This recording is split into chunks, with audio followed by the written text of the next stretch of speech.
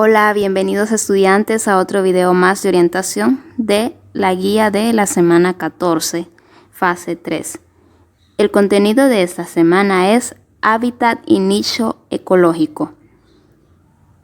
Recuerda suscribirte a nuestro canal o recomendarlo con tus familiares y amistades. Para iniciar tienes que tener tu guía lista, ya sea en forma digital o impresa. Si ya la tienes, iniciemos. La guía nos hace una introducción a este contenido con una pregunta. ¿Crees que es posible que un organismo pueda vivir en el cráter de un volcán o en las profundidades del océano? En el desarrollo de este contenido le daremos respuesta a esta pregunta inicial. Podemos identificar que las especies no se encuentran distribuidas en todas las regiones del mundo. Y esto se da porque el establecimiento de un organismo en cierta región del planeta está influenciado por los factores abióticos como es la temperatura, la humedad, el viento, la luz, el agua y minerales. También por los factores bióticos como los demás organismos vivos que pueden ser competidores de recursos como espacio o alimento o funcionar como depredadores o parásitos. Veamos un poco de la historia. En el siglo XIX, los científicos se dieron cuenta de que cada especie necesita ciertos requerimientos para crecer y reproducirse. Y en 1840, el químico agrícola Justus Liebig estudió los factores que influyen en el crecimiento de las plantas. Por ejemplo, los cultivos necesitan nutrientes en mayor cantidad, como es agua, dióxido de carbono, y algo que se requiere en pequeñísimas cantidades, por ejemplo, el boro y el manganeso. A este hallazgo se le conoce como la ley del mínimo, ya que sostiene que el crecimiento de cada organismo está limitado por el nutriente esencial que está presente en cantidades mínimas. En 1913, el biólogo Victor Ernst señaló que el exceso de cierto factor puede ser tan limitante como su escasez. Es así que la distribución de cada especie está determinada por sus límites de tolerancia a las variaciones en cada factor ambiental. Y es así como se dan los hábitats de los organismos.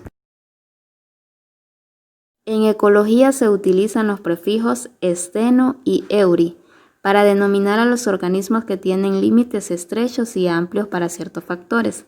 El prefijo esteno es para el límite estrecho y el prefijo euri para el límite amplio.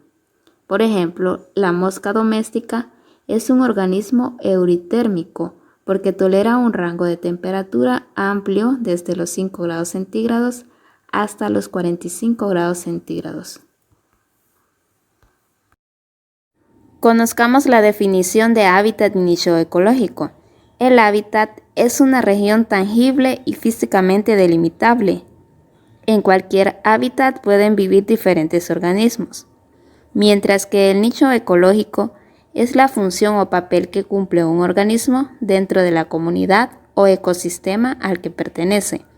Por ejemplo, las abejas habitan en una colmena y sus funciones son polinizar las flores de las plantas, producir miel para su colmena y servir de alimento a otros animales. Se puede ver en la figura 2. Para definir el nicho de un organismo es importante conocer qué come, dónde se mueve y cuál es su efecto sobre otros organismos y sobre su medio abiótico.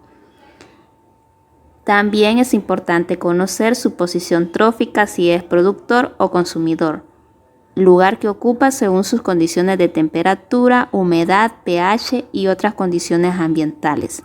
La mayoría de las comunidades tienen una variedad de microhábitat y estos microhábitat presentan un grupo particular de organismos.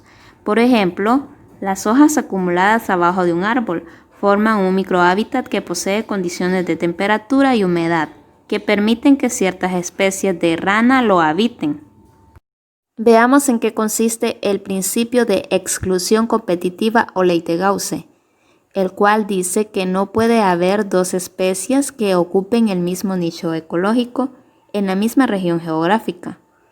Y es que una de las especies acabaría por extinguir a la otra debido a que necesitaría adaptaciones superiores para satisfacer sus necesidades.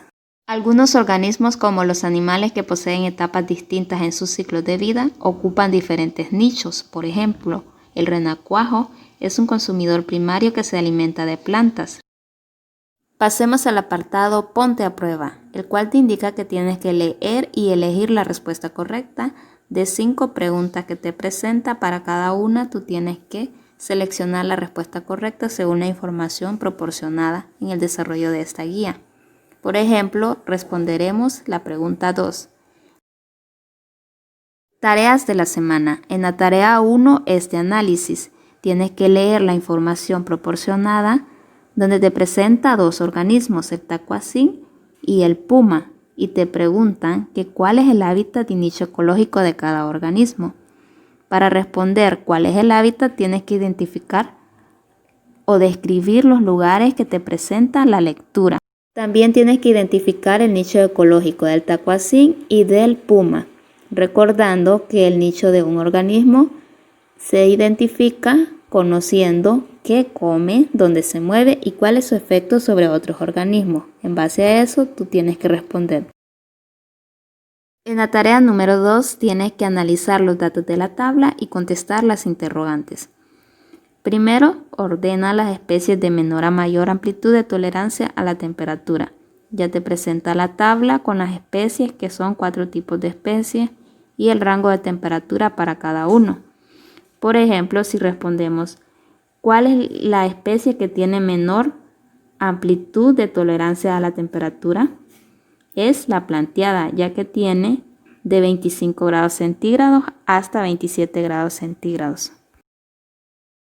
En la tarea número 3, lee y analiza la situación que te presentan y responde las interrogantes. ¿Cuál es el hábitat de las garzas? Identifica que es un solo hábitat.